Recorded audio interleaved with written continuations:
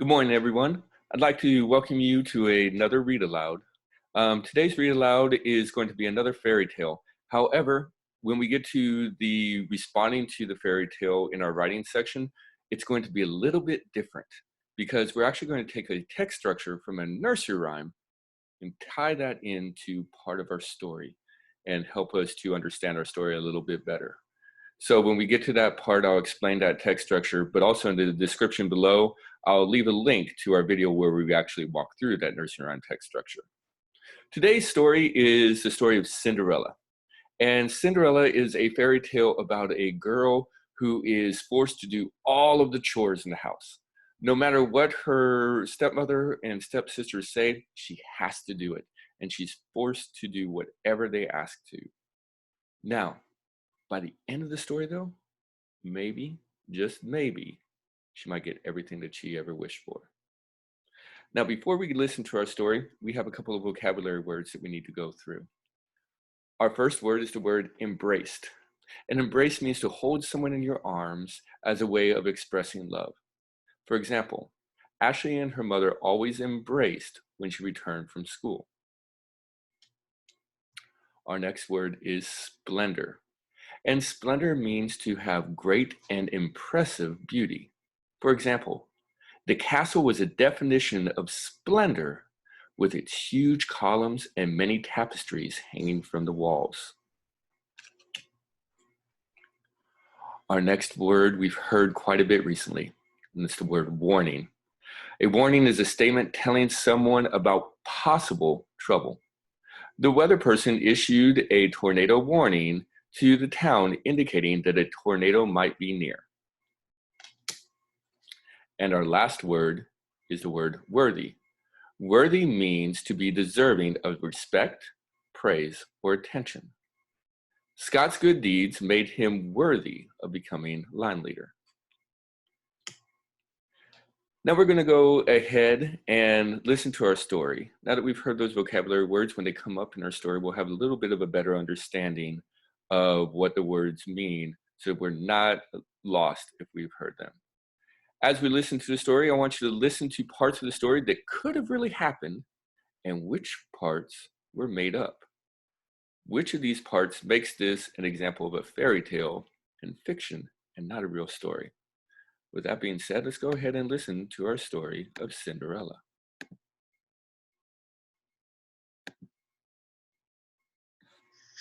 A girl has spent the past few years doing whatever chores her stepmother and stepsisters asked of her. While her stepmother and stepsisters lived a life in splendor, the girl spent her nights in the cinders. What would she do when the king's son throws a ball and invites all the ladies of the land to attend?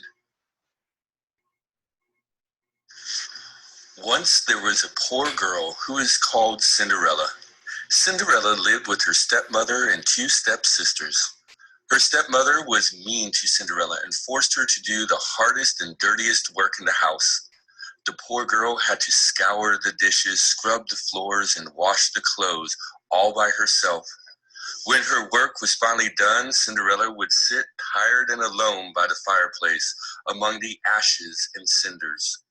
That was why they called her Cinderella. Cinderella's stepsisters lived in splendor. They had soft beds, thick carpets, and silver-edged mirrors. Now, we've just heard a description of how Cinderella's life was at the beginning and how her stepsisters' lives were. I want you to think real quick. How were they the same and how were they different? Was there anything that was the same? How was Cinderella treated as opposed to how the stepsisters were treated by their stepmother? Poor Cinderella had to sleep on the floor next to the fire. One day, the king's son, the prince, announced that he was going to hold a royal ball at the royal palace. It would be a grand evening of dancing, and all the young ladies in the kingdom were invited. When they heard the announcement, Cinderella's stepsisters shrieked with excitement. For days they primped in front of their mirrors and talked of nothing but the ball. They shouted orders at Cinderella and ran her ragged while they got ready for the ball. "Cinderella!" shouted the old stepsisters. "Shine my shoes!" "Cinderella!" called the younger. "Iron out this wrinkle in my dress!" Cinderella helped her stepsisters get ready without complaining. Silently, however, she was longing to go to the ball. She imagined herself dancing in the arms of the prince. How wonderful it would be! And yet she knew her stepmother would never allow her to go. At last the time came. The stepsisters and their mother left for the palace. Cinderella watched them drive away. When she lost sight of them, she began to cry. She felt so miserable and alone. But Cinderella was not alone after all. She heard a gentle voice ask, "What's the matter, dear?" She looked up and saw a woman with a kind face. I wish. Before she gets done, what does Cinderella want to do? What's stopping her from doing it? Began Cinderella, but she could not finish for all her tears and sobbing. "You wish to go to the ball, is that it?" said the kind woman. "Why, yes," said Cinderella with surprise.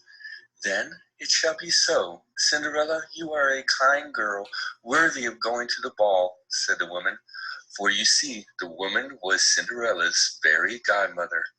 "Now, run into the garden," she said to Cinderella, "and bring me a pumpkin." Cinderella went to the garden puzzled. She picked a large pumpkin and set it on the ground before the kind woman. The fairy godmother tapped it with her magic wand, and it turned into a dazzling coach lined with satin. "Now, dear," said the fairy godmother, "bring me the mouse trap from the house." Cinderella brought the trap, which had 6 live mice in it.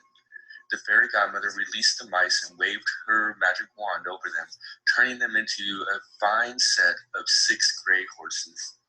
Then, with a touch of her wand, she turned a big rat into a fat, jolly coachman with long, fancy whiskers. "Well," said the fairy godmother with a smile, "what do you think? Are you pleased? Are you ready to go to the ball?" "Oh, yes," cried Cinderella, "but must I go in these dirty rags?" Her godmother laughed. Then, with a touch of her wand, she changed Cinderella's tattered clothes into a glittering gown of gold, and on her feet appeared a pair of glass slippers, the prettiest in the world. Cinderella stepped into the coach, but before she left, her fairy godmother gave her a stern warning. "Do not stay at the ball after midnight, not even a moment. When the clock strikes 12, the coach will once again be a pumpkin, the horses mice, the coachman a rat, and your gown the same clothes you had on." Cinderella promised that she would leave before midnight. Then, calling out her thanks, away she rode in the coach, feeling happier than she had ever felt before. If you had a fairy godmother, what would you ask for? Would you ask to go somewhere? Would you ask for special things, special clothes? If you could have anything in the world, what would be the one thing that you would ask for from your fairy godmother?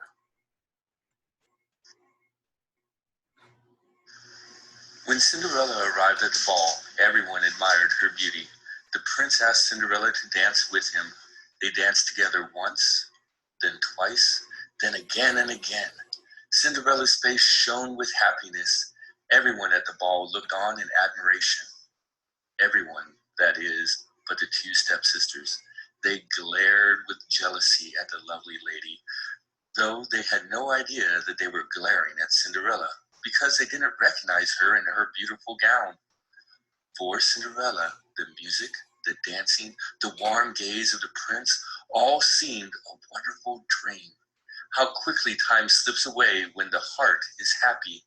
As Cinderella began to dance again with the prince, she heard the palace clock begin to toll. Bong, bong. "Oh my," she gasped, "what time is it?" "Midnight," said the prince. "Midnight? Cinderella's cheeks grew pale. She turned and, fast as a deer, ran out of the ballroom. She sprinted down a long hallway, then down a staircase. At the foot of the stairs, she stumbled. One of her glass slippers fell off. But Cinderella could not stop. As she ran breathlessly out of the castle into the darkness, she heard the clock strike midnight and felt her smooth gown turn into the rough cloth of her everyday clothes.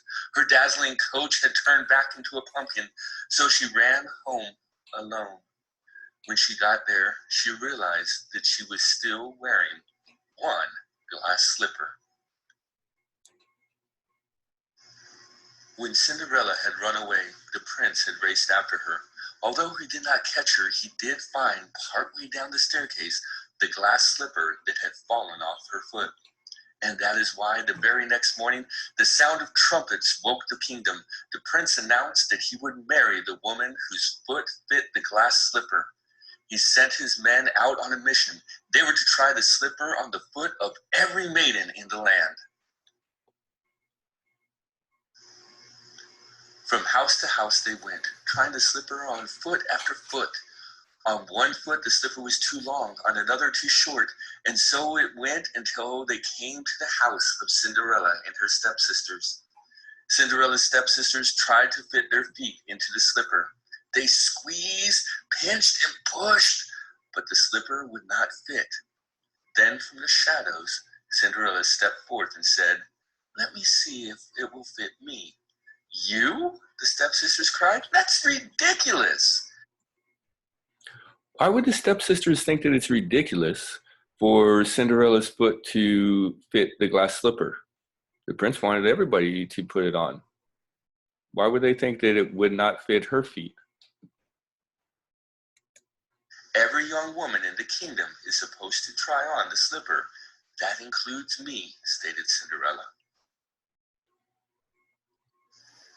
The prince's men agreed, as the prince had given strict instructions that every maiden in the kingdom was to try on this slipper.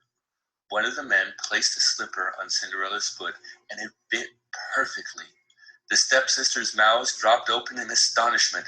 They were even more shocked when, from her pocket, Cinderella drew forth the other glass slipper. Only then did the stepsisters understand. The beautiful lady they had seen at the ball was Cinderella. They threw themselves at her feet and begged for forgiveness. Cinderella was so kind-hearted that she forgave them and embraced them, or gave them a hug. Cinderella married the prince. Her stepmother and stepsisters were invited to live in the palace with her, and she and the prince lived happily ever after. Now that we've heard this story, you can see how it worked out all for the best in the end. Even though Cinderella was faced time and time again with things that she was not very happy with, having to do the chores, she did them. She didn't let it bring her down. Even though she was sad, she never let it change her. She was always the same gentle person that she always was. That's one of the reasons why the fairy godmother decided to grant her her wish. Now that we've heard the story, I want you guys to gather with your family. I want you guys to have a discussion about the story. I want you to first retell the story. What happened in the story? For my older students with their families, I want you guys to go ahead and try to summarize the story in your own words. After you finish that, I want you to use these 3 questions to discuss the story. Parents, don't accept just one sentence answers. This is your time to ask them the question they always ask you. Why? Why is this? What makes you think that? How do you know this? What in the story tells you that these are the answers to this question? So our 3 questions I want you guys to discuss is, how did Cinderella's stepsisters and stepmother treat her? Did Cinderella let how they treated her change how she treated people? And how would you have felt if you were Cinderella? When you get done with this, later on in the day or in a different day, we also have our writing prompt for you. And this is where I said that we're actually going to take one from a nursery rhyme and tie it in here. So we're going to model how to use the jump scare text structure to summarize the climax of the fairy tale. Remember, the climax is the most intense, exciting, or important part of the story. The text structure jump scare comes from Hickory Dickory Dock, and it talks about what something was doing, a scary noise, and what you did. In this case, we're going to pretend that we're Cinderella, and we're going to describe what she is thinking when the clock struck midnight. You can use the text structure stems to help you describe this moment. You can also use probing questions, just like we had talked about before, the whys and the hows, to also deepen the understanding of how Cinderella might have felt during that climax of the story. So, again, with that text structure, you're going to pretend that you're Cinderella. What was Cinderella doing at that climax of the story? What was the scary noise that she heard? And then, what did she do? Like always, I hope that you guys will share your summaries with me, share your text structure with me. Tell me what happened. How would you have done it? How can you elaborate? Remember, don't just put what was from the story. That's too easy. Make this your own. Tie it in. What was Cinderella doing? Remember, we want to deepen our understanding. So what was she doing? What was she feeling? How was she thinking during that time? Then that scary noise. What was it? What would it have sounded like? Can you use a simile to describe it as something else? Just like they said that she was running like a deer. Can you use a simile to describe what that scary noise might have sounded like?